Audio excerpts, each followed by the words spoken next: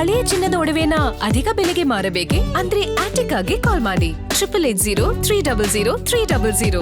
Attica gold company. ವರುಣನ ಅಬ್ಬರಕ್ಕೆ ತತ್ತರಿಸಿದಂತ ಕೋಲಾರದ ಅನ್ನದಾತರು ತಡರಾತ್ರಿ ಸುರಿದಂತ ಭಾರೀ ಮಳೆಗೆ ಹಲವೆಡೆ ಅವಾಂತರಗಳೇ ಸೃಷ್ಟಿಯಾಗ್ಬಿಟ್ಟಿದೆ. ಇನ್ನು ಅಸಾಂಢಹಳ್ಳಿ ಗ್ರಾಮದಲ್ಲಿ ಧರೆಗುರುಳಿದಂತ ಬೃಹತ್ ಗಾತ್ರದ ಮರ. ಕೋಲಾರದಲ್ಲೂ ಕೂಡ ಮಳೆಯ ಆರ್ಭಟಕ್ಕೆ ಅನ್ನದಾತರು ತತ್ತರಿಸಿ ಹೋಗಿದ್ದಾರೆ. ಆಲಿಕಲ್ಲು ಸಹಿತ ಭಾರೀ ಮಳೆಗೆ ನೆಲಕಚ್ಚಿದಂತ ಬಾಳೆ ತೋಟ. ಮಂಜುನಾಥ ಸ್ವಾಮಿ ಎಂಬುವರಿಗೆ ಸೇರಿದಂತ ಏಲಕ್ಕಿ ಬಾಳೆಯ ಬೆಳೆ ನಾಶಗೊಂಡಿದೆ. ಇನ್ನು ಮಾಲೂರಿನ ಹಲವೆಡೆ ರಸ್ತೆಗೆ ಉರುಳಿ ಬಿದ್ದಂತ ಬೃಹತ್ ಮರಗಳು, ಬಿರುಗಾಳಿಗೆ ಹಾರಿ ಹೋದಂತ ಮನೆಯ ಮೇಲ್ಚಾವಣಿಗಳು. ಒಂದೆರಡು ಅವಾಂತರಗಳಲ್ಲ, ಅನೇಕ ಅವಾಂತರಗಳು ಕೋಲಾರದಲ್ಲಿ ಸೃಷ್ಟಿಯಾಗಿರೋದು. ದೊಡ್ಡ ದಾನವಹಳ್ಳಿಯಲ್ಲಿ ನೆಲ ಕಚ್ಚಿದಂತ ಪಾಲಿಹೌಸ್ನಲ್ಲಿ ಬೆಳೆದಿದ್ದಂತ ಕಲರ್ ಕ್ಯಾಪ್ಸಿಕಮ್ ಬೆಳೆಯೂ ಕೂಡ ನಾಶವಾಗಿದೆ.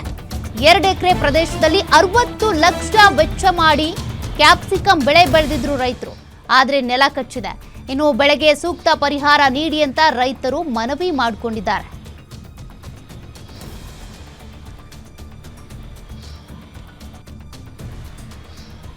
ಒಂದ್ ಕಡೆ ಬಾಳೆ ಬೆಳೆ ನೆಲ ಕಚ್ಚಿರೋದನ್ನು ಗಮನಿಸ್ತಾ ಇದ್ದೀರಿ. ಅದೇ ರೀತಿಯಾಗಿ ಬೃಹತ್ ಗಾತ್ರದ ಮರಗಳು ನೆಲ ಕಚ್ಚಿವೆ. ಅನೇಕ ಕಡೆ ಮನೆಯ ಮೇಲ್ಚಾವಣಿಗಳು ಕೂಡ ಹಾರು ಹೋಗಿವೆ.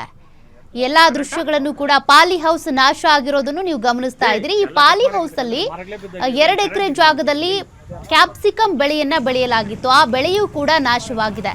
ಈಗ ಒಂದ್ ಕಡೆ ಏಲಕ್ಕಿ ಬಾಳೆ ಬೆಳೆದಂತ ರೈತರು, ಮತ್ತೊಂದ್ ಕಡೆ ಕ್ಯಾಪ್ಸಿಕಮ್ ಬೆಳೆದಂತ ರೈತರು, ಹಾಗೆ ಮನೆ ಮೇಲ್ಚಾವಣಿ ಹಾರೋಗಿ ನಿರಾಶ್ರಿತರಾಗಿರುವಂತ ಜನರು ಕೂಡ ಅಳಲು ತೋಡ್ಕೊಂಡಿದ್ದಾರೆ.